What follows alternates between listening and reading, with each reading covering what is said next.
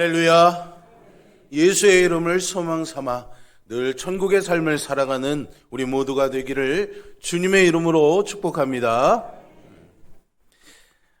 상전벽해라는 말이 있죠. 세상은 정말 10년이 아니라 하루가 다르게 바뀌어가는 것 같습니다. 우리가 사는 삶의 환경만 보아도 눈만 뜨고 나면 길이 나고 건물이 생기고 왜 이렇게 빨리 바뀌는지 모르겠습니다. 세상에는 많은 변화들이 있죠. 정말 그 중에 가장 아름다운 변화가 어떤 변화이고 어떤 놀라운 변화가 있을까요? 자연 만물을 보면 요만한 애벌레가 탈피를 하고 예쁜 나비가 되는 것을 보면 참 놀랍습니다. 거대한 원석이 다듬어져서 다이아몬드가 되는 과정을 보면은 참으로 그 변화가 놀랍기도 하죠. 그런데 말이죠, 오늘 성경은 그보다 더 위대한 변화를 선포하고 있습니다. 바로 누구든지 그리스도 안에 있으면 새로운 피조물이 된다고 하는 선언이죠. 우리는 흔히 전도할 때 사람을 교회로 데려오는 일이라고 생각합니다.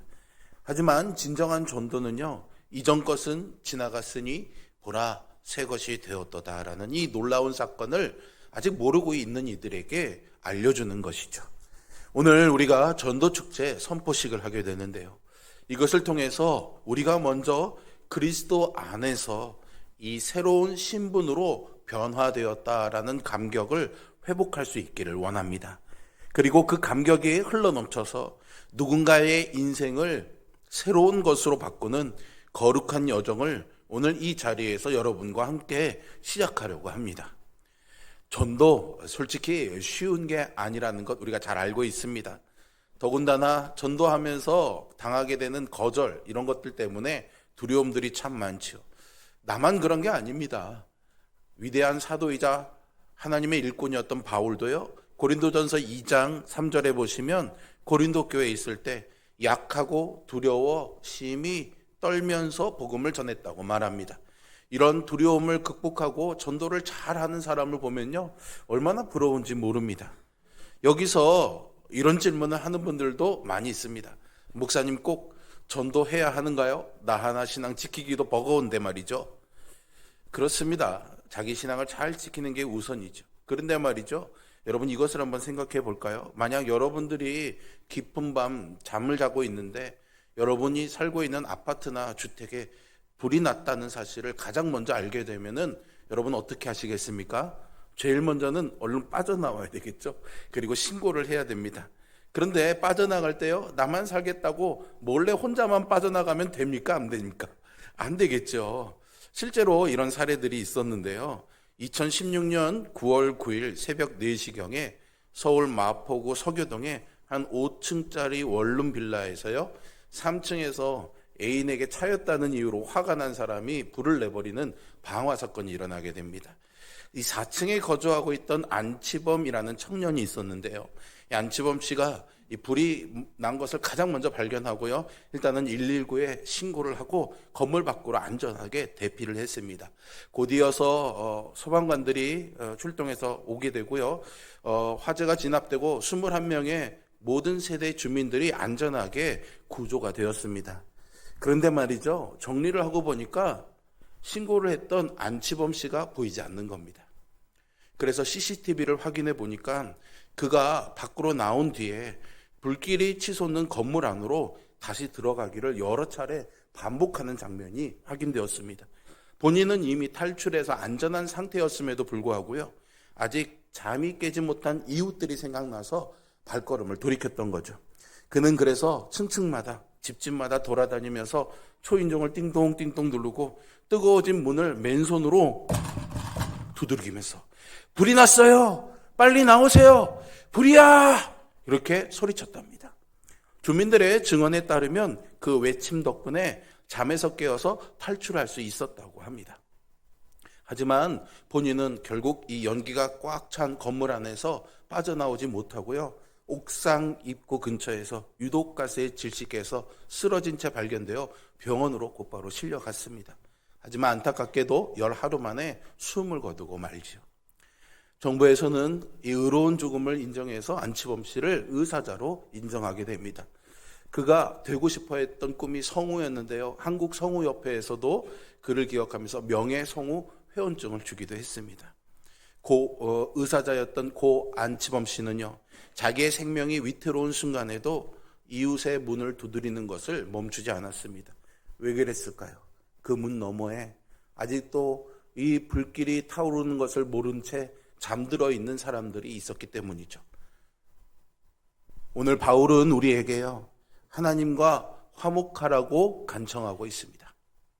하나님과 화목하지 못한 영혼의 상태는요, 마치 불이 난 건물 안에 잠들고 있는 그런 상태와도 같습니다.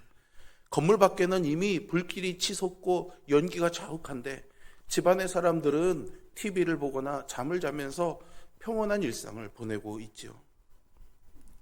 세상 사람들의 모습이 다 이와 같습니다. 거센 심판의 불길이 다가오고 있음에도 불구하고 당장 눈앞의 평안함에 취해서 영원한 위기를 보지 못하는 거죠. 복음을 전할 때요, 우리는 사실 주저하기 마련입니다. 괜히 바쁜 사람한테 신뢰를 하는 것은 아닐까? 싫어하면 어쩌지? 여러분, 불이 난 집 문을 두드리는 사람에게 왜 단잠을 방해하느냐라고 화를 낼 사람이 있겠습니까? 없겠습니까? 설령 잠시 짜증은 낼 수는 있겠죠. 하지만 불길을 피한 후에 그 두드림이 생명의 소리였음을 깨닫게 됩니다.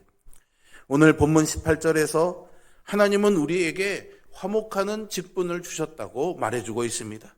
그렇다면 우리는 이 복음을 전하지 않을 수가 없는 거죠.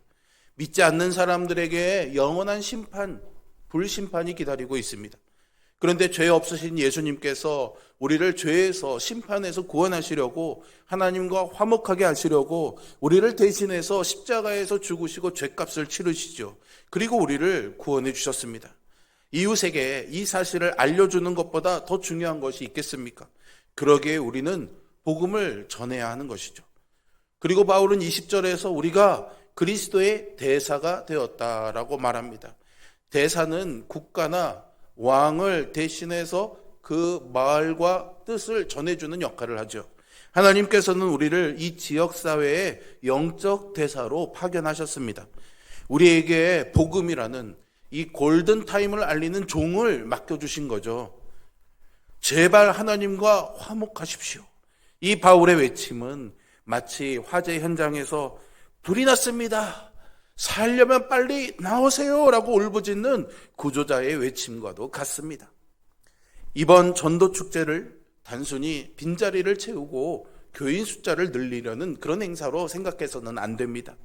다가올 이 심판의 불길을 보지 못하는 이웃을 깨우는 생명 구조 작전인 것이죠. 불이 난 것을 알고도 알리지 않고 피하면은 비난을 피할 수가 없죠.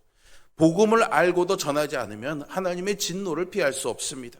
여러분, 우리는 하나님으로부터 화목의 직분이라는 영적 구조대원의 자격증을 받았습니다. 나중에 전하지 뭐.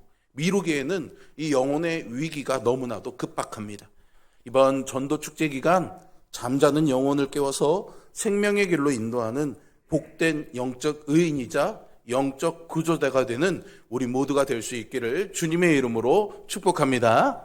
우리 좌우에 있는 분들에게 당신은 하나님의 영적 구조대입니다. 한번 그렇게 인사하도록 하겠습니다. 당신은 하나님의 영적 구조대입니다. 그렇습니다. 우리는 하나님이 보내주신 영적 구조대입니다. 주님은 이를 위해서 우리를 대신해 먼저 죽으셨고요. 이제는 우리가 그 주님을 대신해서 이 생명의 복음을 전하는 일을 맡았습니다. 그러면 이 복음을 어떻게 전해야 할까요?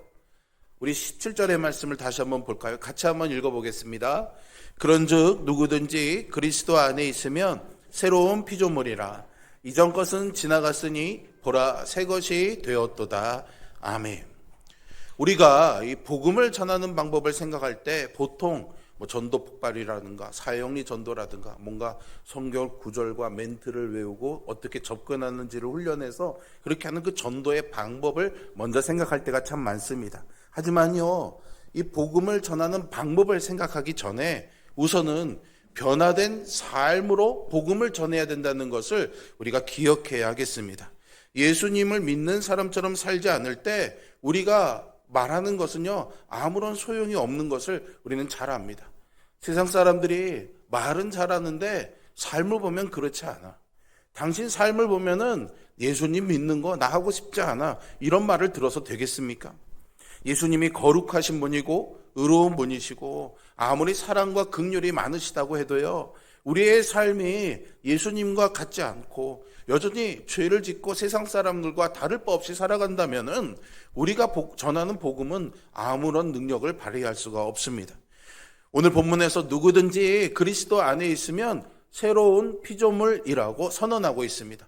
피조물이 될 거야 라고 말하고 있지 않아요. 그러니 여러분, 예수님을 나의 구주로 고백하고 주님 안에 있는 믿음의 삶을 살겠노라 다짐했다고 그렇게 우리가 헌신하고 결단함의 그 은혜의 경험이 있다면 여러분들은 이미 새로운 피조물인 줄로 믿으시기를 바랍니다.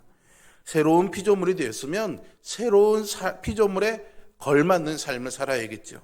그래서 예수님을 믿는 사람의 삶은 어떻게 해서든지 크든 작든 간에 눈에 보이든 보이지 않든 간에요, 반드시 변하게 되어 있습니다. 예수님을 믿기 전과 후가 생각이나 행동이 모두 같다면은 그것은요, 문제가 있는 겁니다. 구원을 통해서 우리가 새로운 피조물이 되었기 때문이죠. 죄를 좋아하던 사람이 죄를 싫어하고 어떻게든 선을 행하려고 노력합니다. 죄를 지을 때 괴로워하게 되고요, 죄를 짓지 않으려고 노력하게 됩니다. 성경은 디도서 3장 5절에서요, 우리를 구원하시되 우리가 행한 의로운 행위로 말미암지 아니하고 오직 그의 긍휼하심을 따라 중생의 씻음과 성령의 새롭게 하심으로 하셨나니 라고 했고요, 에베소서 4장에서는요 오직 너희의 심령이 새롭게 되어 하나님을 따라 의와 진리의 거룩함으로 지으심을 받은 새 사람을 입으라 했습니다. 예수님을 믿는 사람들의 마음에는요, 그리고 삶에는요, 변화가 있습니다. 죄를 미워하고 하나님을 향해 순종하며 따르려는 변화인 것이죠. 나 오늘부터 너 좋아하게 되었어. 그런데 그 다음날부터 전화도 안 하고요, 같이 밥 먹자고 하지도 않고요, 여전히 다른 사람들과 놀러 다닙니다. 그럼 좋아하는 겁니까? 안 좋아하는 겁니까? 아니죠. 좋아하면 그 다음날부터 삶의 패턴과 방향이 완전히 달라지게 되지 않습니까? 그런 참된 변화가 주님 안에 있는 자들에게 있는 새로운 피조물들에게 일어나는 변화인 것이죠. 성경에는요, 이런 사람들이 참 많습니다. 우물가에서 예수님을 만난 사마리아 여인은요, 부도덕한 여인이었습니다. 사람들의 손가락질을 받았죠. 그런데 그녀가 구원을 받고 이제 손가락질하던 마을 사람들에게 찾아가서 예수님을 증거했습니다. 부끄러운 여인이요, 전도자가 된 거죠. 삭개오는 예수님을 만난 뒤에 주여 보시옵소서, 내 소유의 절반을 가난한 사람에게 나눠주겠으며 속여 빼앗은 것이 있다면 4배나 갚겠습니다 라고 말했습니다. 재물을 모으기 위해 사람들의 비난과 힐난과 미움을 감수하면서도 세리장의 자리까지 올랐던 이 삭개오가 이제 자기의 것을 4배나 갚겠다라고 말하고 있는 겁니다. 율법을 보면요, 다른 사람들의 물건을 사기치게 되면 그것을 5분의 1만 갚으면 되었습니다. 그런데 삭개오는 그렇게 하지 않았죠. 예수님을 만나서 새로운 피조물이 되고 세상의 가치관이 아닌 하나님 나라의 가치관으로 살기로 했기 때문입니다. 이 땅의 신자들이 정말로 믿는 자로 살아간다면 굳이 말하지 않아도 삶으로 복음을 전할 수가 있는 것이죠. 데살로니가 교회가 아주 좋은 예가 됩니다. 바울은 데살로니가전서 1장 8절에서 이렇게 말합니다. 주의 말씀이 너희에게로부터 마게도냐와 아가야에 들릴 뿐 아니라 하나님을 향하는 너희 믿음의 소문이 각처에 퍼졌으므로 우리는 아무 말도 할 것이 없노라. 여기서 우리는 복음을 전한다는 것이 단지 전도지를 돌린다든가 사역리를 설명하는 그런 교리를 설명해 주거나 교회를 인도하는 것보다 더 훨씬 광범위한 것이라는 것을 알 수 있습니다.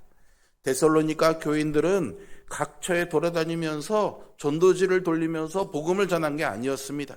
하지만 능력과 성령의 큰 확신으로 그들이 우상을 버리고 이전의 삶과 다른 삶을 살아가면서 하나님께로 돌아와 살아계신 하나님 그리고 참되신 그 하나님을 섬기면서 다시 오실 주님을 기다리는 그 모습이, 그 변화된 삶이 믿음의 소문이 되어 각처에 퍼져나가 강력한 복음으로 선포된 것이죠. 저와 여러분에게도 이런 강력한 복음 선포의 삶의 복음이 있기를 주님의 이름으로 축원드립니다. 일상 속에서 우리의 말과 행동은 그래서요, 우리와 함께 살아가는 사람들에게 강력히 전달되는 메시지가 됩니다. 성령의 소욕을 따라 살아가는 성도들의 삶은 성령의 충만한 능력에 따라서 강력한 능력을 갖춘 분명한 증거의 삶을 살아가게 되는 거죠. 지금 말씀드린 데살로니가 교인들이 그랬던 겁니다. 데살로니가 성도들의 간증이 각처에 퍼진 것처럼 우리가 속한 그 삶의 자리자리마다 참된 그리스도인의 삶을 살아내는 것이 강력한 복음 전도가 될 수 있음을 꼭 기억하시기 바랍니다. 한 가지 우리가 오해하지 말아야 할 것은, 그렇다고 해서 우리가 말로 그리스도를 전파한다거나 복음의 교리를 전하고 가르치는 것에 수동적이 되어야 한다는 것은 아니라는 거죠. 베드로가 소아시아 성도들에게 권면한 것처럼 그들이 소망에 관한 이유를 물을 때, 그리고 우리가 그 대답을 할 기회가 주어졌을 때 우리는 이 복음의 말씀을 그들에게 심어줄 수 있도록 준비해야 합니다. 그래서 바울은 오늘 본문 19절에서 이렇게 말합니다. 곧 하나님께서 그리스도 안에 계시사 세상을 자기와 화목하게 하시며 그들의 죄를 그들에게 돌리지 아니하시고 화목하게 하는 말씀을 우리에게 부탁하셨느니라. 복음을 전하는 사람은 하나님께 말씀을 부탁받은 사람들입니다. 하나님께 말씀을 받은 것이죠. 그래서 이 복음의 메시지의 내용을 잘 알고 있어야 됩니다. 바울이 권면하는 것처럼 전할 말이 있어야 되는 거죠. 그냥 우리 교회 좋아, 한번 와봐, 하나님 믿으면 얼마나 좋은지 몰라, 이 말에 그쳐서는 안 되는 겁니다. 예수님이 우리에게 전하라고 하신 말씀을 전해야 되는 것입니다. 그 말씀이 21절에 있습니다. 하나님이 죄를 알지도 못하신 이를 우리를 대신하여 죄로 삼으신 것은 우리로 하여금 그 안에서 하나님의 의가 되게 하려 하심이라. 아멘. 복음의 말씀이 바로 이것이죠. 죄 없는 우리 대신 죄 없으신 하나님의 아들 예수님께서 우리의 죄를 위해서 죽으셨습니다. 아무 죄 없는 주님께서 우리 대신 저주를 받으셔서 십자가에 달리신 것이죠. 이것이 복음의 핵심입니다. 내가 십자가에 달려야 하는데 예수님이 대신 달리신 겁니다. 복음의 메시지는 명료합니다. 하나님의 아들 예수 그리스도께서 나를 위해서, 우리를 위해서 십자가에 죽으셨다는 사실이죠. 십자가에서 피 흘리심으로 우리가 받을 그 진노와 모든 죄의 값들을 용서해 주셨습니다. 그리고 그분은 다시 살아나셨고 지금도 살아계시며 하늘 보좌에 계시며 우리와도 함께 하시는 줄로 믿고 또 다시 오실 재림의 구주 되심을 믿습니다. 그래서 나의 죄를 고백하고 주님을 마음에 모시고 따를 때 구원받게 되는 거죠. 이 메시지를요, 마음에 믿고 또 말할 수 있는 준비를 해야 되는 것이죠. 그런데 막상 이 말을 하려고, 복음 전도를 하려고 할 때 무슨 말을 해야 될지 잘 모를 때가 많죠. 그래서 적어도 여러분들에게 로마서의 이 세 구절 정도는 암송하고 있으면 꼭 그 말씀대로 똑같이 하진 않더라도 반드시 전할 수 있는 말이 자연스레 내 입에서 나오게 되리라 기대합니다. 세 가지 말씀을 소개해 드릴 텐데요. 잘 메모해 놓으시고 가능하면 머릿속에 외워 놓으시면 여러분들이 복음 전도할 때 큰 유익이 되리라 생각이 됩니다. 첫 번째 말씀은 로마서 3장 23절의 말씀.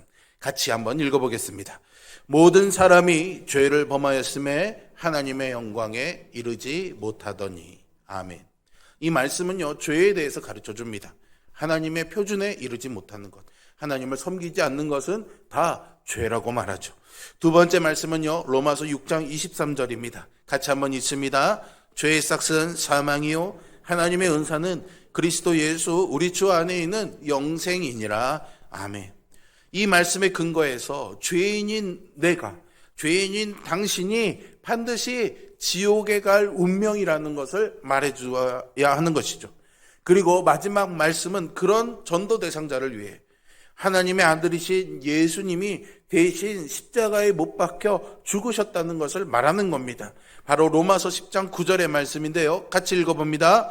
내가 만일 내 입으로 예수를 주로 시인하며 또 하나님께서 그를 죽은 자 가운데서 다시 살리신 것을 내 마음에 믿으면 구원을 받으리라. 아멘. 사람을 구원하는 능력은 하나님에게 있는 줄로 믿습니다. 하지만 그것을 누가 전달하느냐가 중요한 거죠. 그것을 전달해야 될 우리가 무엇을 전할 것인가가 아주 중요합니다. 하나님은 성경을 통해서 우리에게 전달할 내용을 분명히 알려주셨고, 우리가 전달할 것은 죽어가는 영혼의 운명에 달려있는 문제라는 것을 기억해야 됩니다. 우리는 주님께서 준비된 영혼을 만나게 해주실 것이라는 것을 확신하고, 그때 전할 수 있는 말씀을 준비해야 하는 것이죠. 또한 우리는 믿지 않는 자에게 내가 어떻게 예수님을 믿었는지를 간증할 수 있습니다. 말씀이 아닌 내 삶을 증거할 수 있는 거죠. 어떻게 예수님을 믿게 되었는지 그것도 잘 전달할 수 있도록 정리하고 준비하는 것도 필요합니다. 내가 예수님을 믿기 전에 어떤 사람이었는지를 먼저 말하는 거죠. 바울이 자기가 죄인 중에 괴수였다고 말하고 있는 것처럼 말입니다. 그리고 내가 어떻게 예수님을 만나게 되었는지, 그리고 믿은 후에 어떤 삶을 살게 되었는지를 말해야 하는 것이죠. 그래도 여전히 말주변이 없어서 말씀을 전하든지 내 삶을 간증하든지 이게 좀 쉽지 않은 분들이 있죠. 그러면요, 한 가지 방법이 더 있습니다. 마태처럼 하는 겁니다. 누구처럼요? 마태가 어떻게 했기 때문에 그랬을까요? 마태복음 9장 9절과 10절의 말씀을 보겠습니다. 예수께서 그곳을 떠나 지나가시다가 마테라 하는 사람이 세관에 앉아 있는 것을 보시고 이르시되 나를 따르라 하시니 일어나 따르니라. 예수께서 마태의 집에 앉아 음식을 잡수실 때 많은 세리와 죄인들이 와서 예수와 그의 제자들과 함께 앉았더니, 마태가 예수님을 만난 후에 너무 좋아서요, 예수님을 자기 집 식사에 초대합니다. 그리고 그 자리에 자기의 세리 친구들, 그리고 그렇기 때문에 사람들에게 죄인이라고 손가락질 받는 친구들을 다 초대하죠. 친구들에게 예수님을 소개해주고 싶었기 때문입니다. 그리고 예수님이 그들과 함께 식사하시죠. 그리고 마태의 집에 초청받은 사람들은 예수님의 말을 듣게 됩니다. 여러분, 우리에게는 이 방법도 있습니다. 그러니 할 수 있는 대로 여러분들이 작정하신 전도 대상자와 만날 수 있는 기회를 자주 만드십시오. 그리고 그분과 함께 밥도 먹고 잘 섬기고, 또 여러분들이 함께 믿음을 하는 구역이나 그런 믿음의 사람들과 함께 만날 수 있는 그런 기회도 만들어 보십시오. 그리고 마지막에는 이 전도 축제에 초청하는 것이죠. 지금 이 순간에도요, 예수님을 필요로 하는 사람은 너무나 많습니다. 자기를 초대해 주기를 바라는 사람이 분명히 있습니다. 그래서 주님은 우리에게 이 복음을 전하기 위해 오늘도 우리에게 낯선 사람과 마주하라고 하십니다. 이런 모든 복음을 전하기 위해 반드시 필요한 것이 하나 더 있습니다. 이 모든 것들을 위해 꼭 영혼을 사랑하는 마음이 있어야 됩니다. 바울은 고린도후서 5장 14절에서 그리스도의 사랑이 우리를 강권하시는도다. 우리가 생각하건대 한 사람이 모든 사람을 대신하여 죽었은즉 모든 사람이 죽은 것이니라 라고 힘주어 말합니다. 그리스도의 사랑이 우리를 강권하시는도다. 주님의 사랑을 우리가 경험하면 강권적으로 우리 안에 영혼을 사랑하는 마음이 생겨나는 것이죠. 예수님께서 우리를 위해 죽으셨다면 우리도 예수님을 안 믿는 이웃과 가족을 위해서 희생해야 되는 것 아니겠습니까? 나를 위해 십자가에서 죽으신 그 예수님의 사랑이 이제 우리도 그렇게 살라고 강권하시는 거죠. 그렇게 복음을 전하라고 강권하시는 겁니다. 한편 골로새서 4장 3절에서 바울은 성도들에게 복음을 전하는 자신을 포함한 동역자들을 위해서 이렇게 기도해달라고 합니다. 또한 우리를 위하여 기도하되 하나님이 전도할 문을 우리에게 열어주사 그리스도의 비밀을 말하게 하시기를 구하라. 바울에게 성도들의 중보 기도가 필요했습니다. 그렇다면 우리에게는 얼마나 더 많은 기도가 필요할까요? 우리가 바울의 부탁을 따라 복음을 전하는 사역자를 위해서, 그리고 우리의 가족과 이웃을 위해 간절히 사랑하는 마음으로 기도해야 합니다. 그들이 지옥에 가지 않도록 예수님을 믿고 천국에 가기를 기도해야 하는 것이죠. 그럴 때 주님께서 우리의 기도를 들어주시고 성령께서 역사해 주셔서 전도의 문을 열어주실 것을 믿습니다. 마지막으로 우리는 무엇이든 복음 전할 기회를 만들어야 합니다. 바울이요, 복음을 위해 산 사람이지 않습니까? 그런데 그가 아시아와 비두니아 지역에서 복음을 전하려 할 때에 성령께서 그를 막으십니다. 자신의 계획이 좌절되었지만 바울은 실망하지 않고요, 성령님의 인도를 따라 마게도냐에 가서 복음을 전하죠. 그런데 거기서 또 감옥에 갇힙니다. 그런데 그 감옥에서 또 복음을 전합니다. 지진이 나서 옥문이 열려서 탈출할 기회가 생겼는데 도망가지 않고요, 간수에게 또 복음을 전합니다. 그렇게 어떤 상황이든 복음을 전할 기회를 삼았던 거죠. 여러분들의 삶 속에 여러 일들이 있지 않습니까? 그 여러 일들을 하나님이 나에게 복음을 전할 기회로 주신 것임을 기억하시기 바랍니다. 심지어는 내가 원하지 않는 일을 통해서도 말이죠. 우리에게 일어나는 모든 일들이 복음을 전할 기회라는 것을 잊지 마시기 바랍니다. 어떤 교회에요, 이제 전도대를 구성하고 성도들이 하나둘씩 짝을 지어서 복음을 전하러 노방전도하러 나갔답니다. 그런데 글을 읽을 줄 모르는 할머니 한 분과 귀가 어두워서 잘 들리지 못하는 할머니가 짝이 되었답니다. 이 할머니가 공원에 나가서 청년을 하나 만나서 복음을 전하는데 글을 읽을 줄 모르는 할머니가 성경책을 그 청년에게 주면서 내가 글을 모르니 요 구절을 읽어달라고 요한복음 3장 16절을 꼭 손으로 찝더랍니다.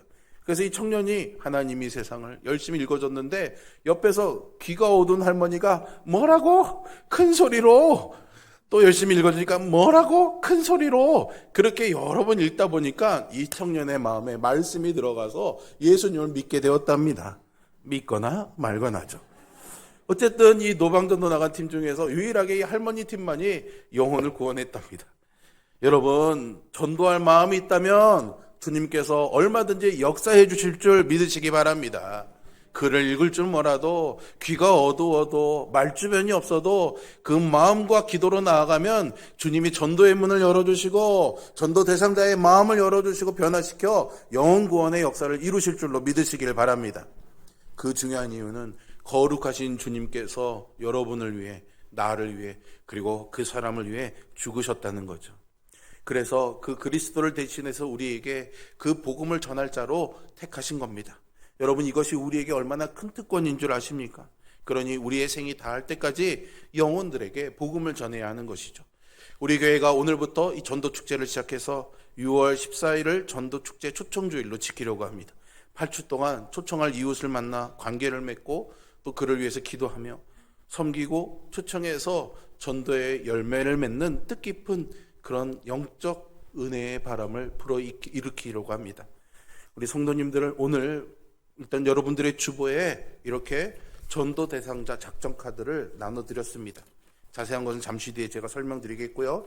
이것을 마음에 품고 기도하면서 한 주간 동안 여러분들이 전도할 전도 대상자를 작정하시고 제출해 주시기를 바랍니다. 그리고 그를 위해서 개인적으로 또 구역 식구들과 함께 중보하며 기도하셔야 됩니다.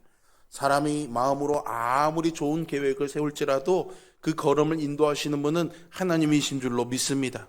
그러니 전도 대상자의 마음문을 성령께서 만져주시고 열어달라는 기도가 꼭 필요합니다. 그리고 다음 단계로 찾아가 자주 만나 관계 맺기에 힘쓰시기를 바랍니다. 자그마한 선물이나 상대방이 좋아할 만한 것들을 준비해서 지속적으로 찾아가 만나고 섬기는 가운데 그들의 마음문이 열리고 좋은 관계를 맺어서 열매가 열릴 것입니다. 또 기회가 된다면 여러분들의 모임인 구역 안으로 초청해서 함께 식사하면서 구역 식구들과 좋은 관계를 맺게 되면 전도할 때 더 나을 나위 없이 좋은 기회가 될 줄로 믿습니다. 이 복된 사역을 우리 하나님께서 기뻐하시며 우리에게 축복해 주실 것입니다. 성도와 교회는 영혼 구원하는 사명을 위해서 존재합니다. 그래서 이 영적 구조 사건, 이 구조 작전에 하나님께서 나를 영적 구조대원으로 부르셨음을 잊지 마시고 한 영혼을 주님께로 인도하는 일에 헌신하게 될 때 주님께서 여러분들과 함께 해주시기를 주님의 이름으로 축복합니다. 기도하겠습니다.